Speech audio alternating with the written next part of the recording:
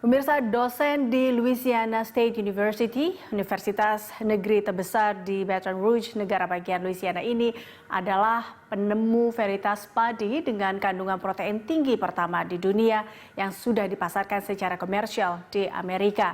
Heri Utomo, dosen Fakultas Pertanian ini juga mengantongi beberapa paten lain dalam bidang pengembangan tanaman pertanian.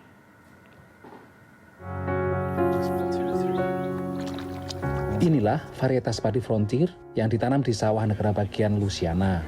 Jenis padi ini mengandung protein yang lebih tinggi dari padi biasa. Dan penemunya pasangan suami istri asal Indonesia, Heri dan Ida Utomo. Kandungan protein pada umumnya di rice yang ada ini itu sekitar 6-7%. Sedangkan yang kita kembangkan di sini yang sudah menjadi komersial produk sekarang itu antara 10-10,5%. Jadi meningkat sekitar 55-60%. Mereka berdua adalah dosen Fakultas Pertanian Louisiana State University, sebuah universitas negeri terbesar di negara bagian Louisiana dengan 35.000 mahasiswa. Menurut Heri, varietas padi Frontier ini dikembangkan dengan teknik mutasi selama 3 tahun dan cikal bakalnya dilepas tahun 2017. Frontier, kata Heri, merupakan temuan padi berprotein tinggi pertama di dunia yang sudah dipasarkan secara komersial. Begitu penemuan kita dapatkan, establish, sudah diuji, cocok semuanya, kita patenkan, kita registerkan, kita rilis, sehingga semuanya formal, dan dari paten itulah kemudian kita tawarkan kepada perusahaan yang mau, dan ada 2 perusahaan yang memasarkan ini. Di Amerika bagian utara, Frontier dipasarkan dengan nama Cahokia Rice dan Prairie Acadian Rice di Amerika bagian selatan.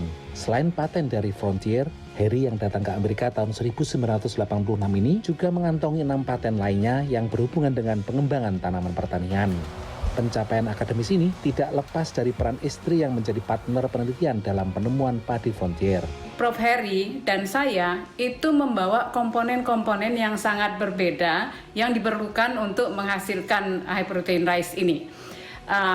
Misalnya, Prof. Heri itu bidangnya genomics dan marker assisted breeding, dan beliau juga yang memegang di lapangannya nanti. Sebaliknya, saya yang melakukan mutational breedingnya atau tissue culture selama belum sampai ke lapangan.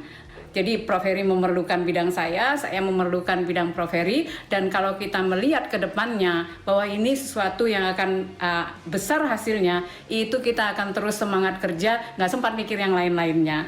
Dengan paten-paten yang telah didapatkannya, apakah 2 diaspora Indonesia ini lantas menjadi dosen yang kaya?